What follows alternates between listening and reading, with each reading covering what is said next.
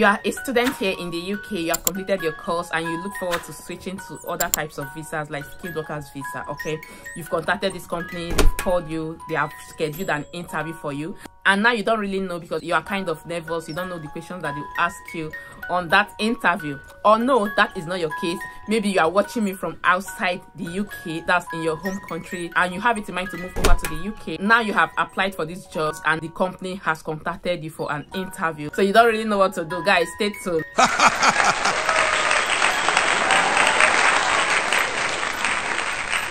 Yes, you're welcome back to my channel. My name is Blessing Emozuzu of Blessed Blessing channel. Okay, so on this channel I film content on how you can migrate to the UK, like generally in the UK, anything that has to do with the UK immigration rules, how to go about applying for your UK visas, the right visa that you apply that will bring you down here to the UK, and also how to get companies that will sponsor you to come over to the UK. If this sounds interesting to you, you are actually on the right channel because this is exactly what we'll discuss here. So all you have to do is just for you to smash that subscribe button, and also do not forget to click on the notification bell so that you get notified anytime I upload new videos. My returning subscribers, thank you guys. Those of you that have been coming back to watch my video, I sincerely appreciate you guys. Like, you guys are the strength behind all this, okay? And if you're just coming across my video for the first time, guys, you are always welcome to my channel. Please consider sticking around with us, okay, by subscribing, and also, you know, click on the notification bell so that you get notified also anytime I upload new videos.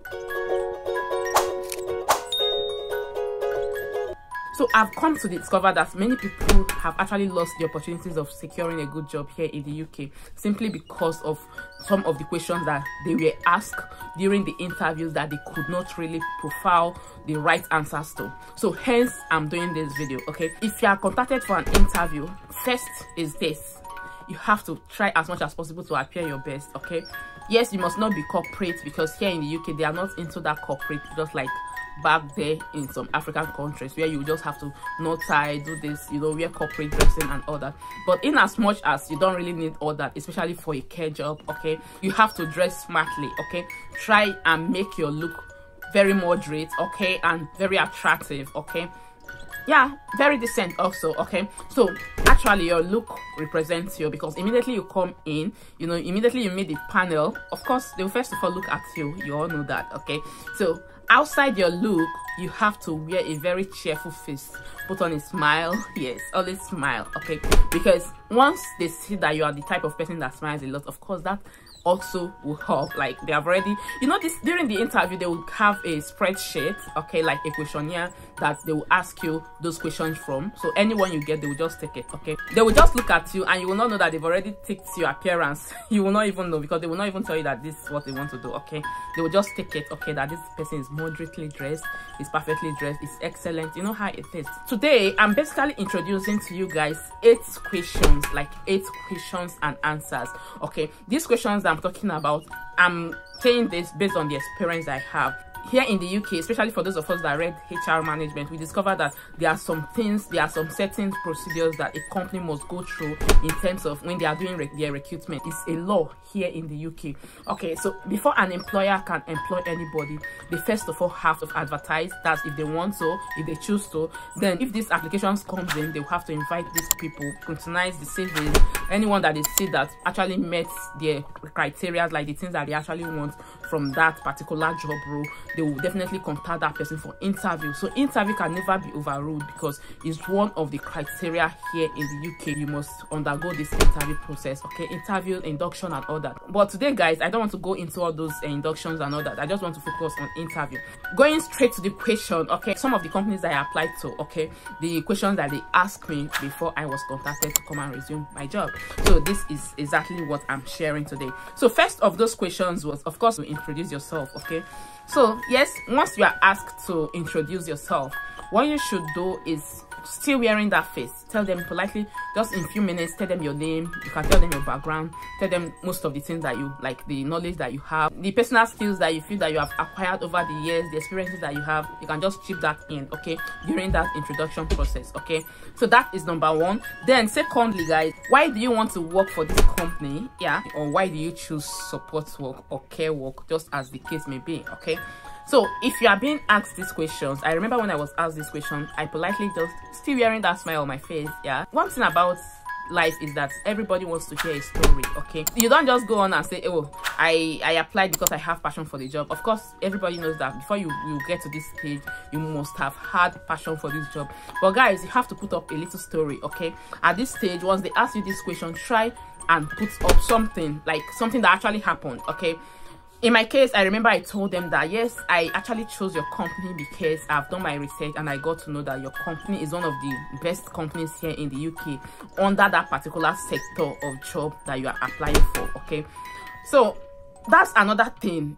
You have to read about your company. You have to know their core values so that you know how to, reposition your statement when you are making them. Okay, yes, I chose your company because I've read about it, I've done my research, and I discovered that this company is one of the best companies here in the UK when it comes to caring for people.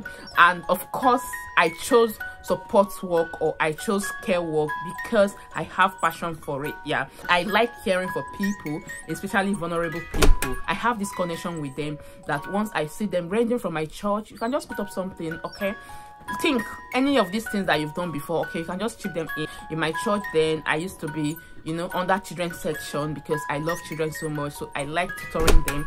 If you have had experience as young people's teacher, okay, you can just chip that in, that you were caring for these children because you had passion for them, or you still have passion for them.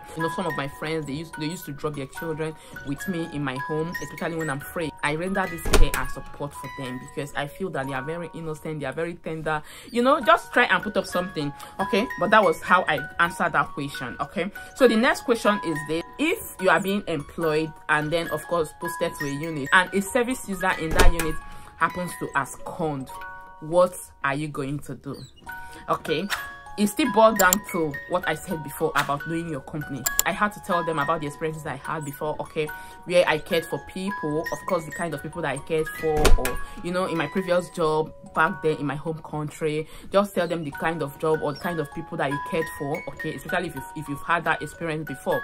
Okay, mental health people that had some mental health challenges like autism, yeah, schizophrenia, and all those mental health issues. Okay, and it's very unusual if you have worked in that kind of setting that you will not see someone trying to abscond. It's just generally, okay, because these people sometimes they may feel that you want to care for them, they may actually have that feeling that you want to harm them, meanwhile you are just trying to care for them. Okay, it is normal. If you have read about autism and most of these mental health issues, you will know that it's normal. Okay, so of course you should expect that. So when you are being asked these questions, like when I was asked, what I told them was that, okay, that if a service user for whatsoever reason gets upset and tries to abscond, first of all, I would try as much as possible to make them not to get to that point. Okay, because one is this: it depends on how you manage these people.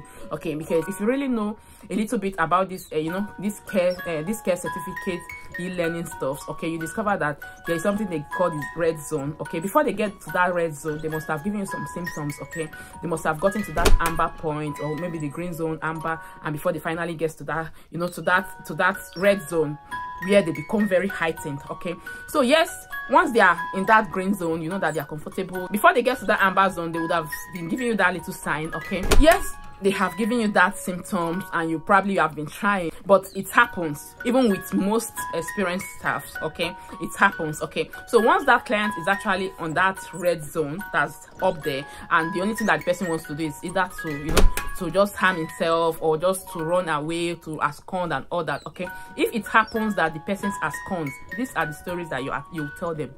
Yes, I'm telling you exactly what you tell them. Okay, if it happens that the person finally absconds, but first of all, try to manage the person even before the person gets to that red zone. But if it happens that the person is already there, fine, it's good and fine. Me, what I will do, I will not run after them.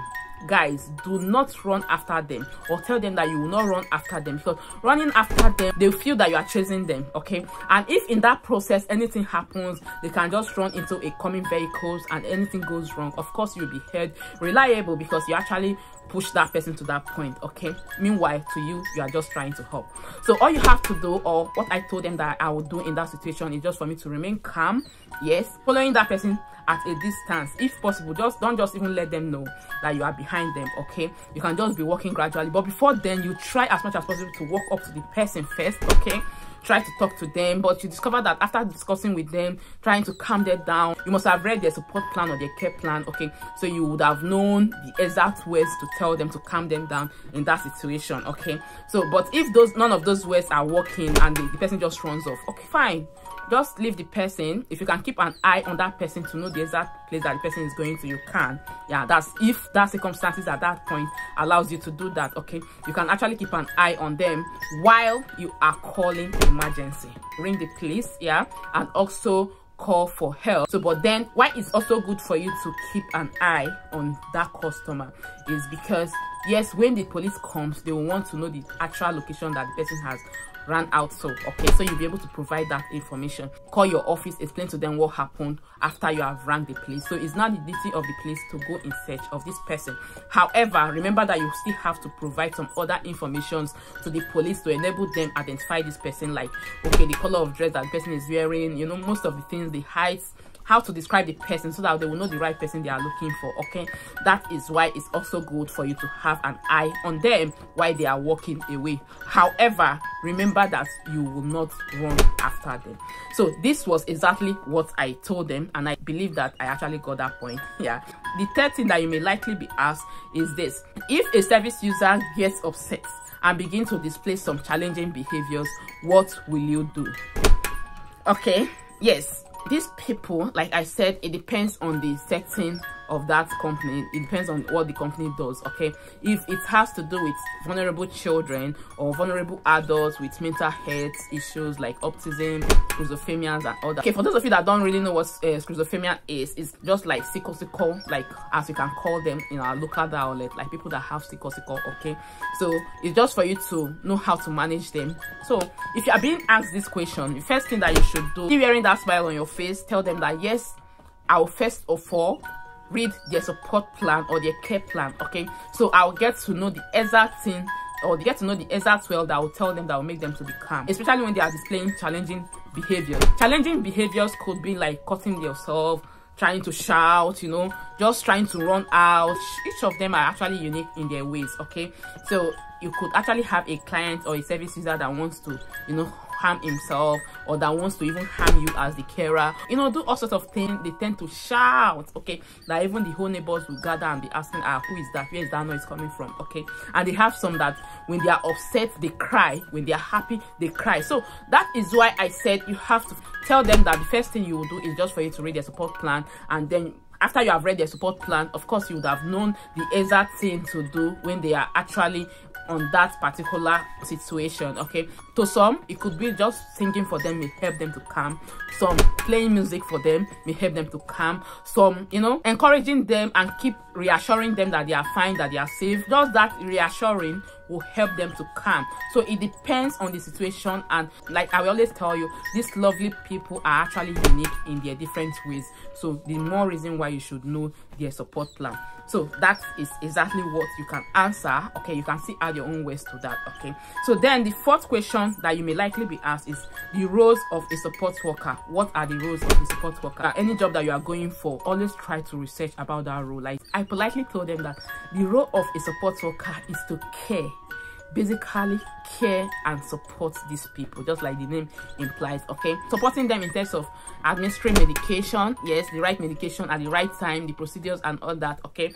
Then also you provide personal care for them. Yeah, like I said, it depends on the care plan, okay? And especially if they totally lack capacity, so you can do personal care for them as a care assistant, okay? You accompany them to socials, like, or they want to go for shopping, they want to go to the park, they want to just, you know, just to hang around the community, so you go out with them, okay? Most importantly, as a carer or as a support worker, care assistant, okay, one of your major role is to keep these people away from harm. You protect them, you safeguard them, make them to, you know, try as much as possible to keep them away from harm, okay, and meet their needs at that particular time, and also encourage them to be independent. Yeah, if they have capacity, give them that opportunity to be independent by doing some things by themselves, okay, especially when they have the capacity to do so. If you are able to answer this and probably add one or two of your personal words to this, I think you are good to go, okay?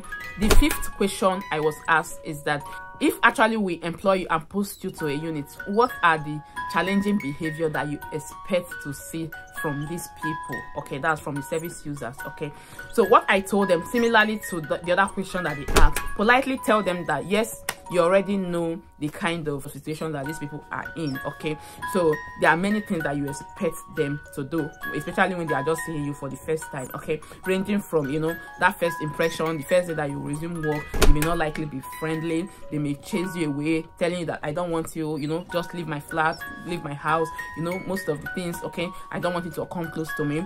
And they can actually go to the extent of doing verbal abuse to you, like telling you some things that may really hurt you.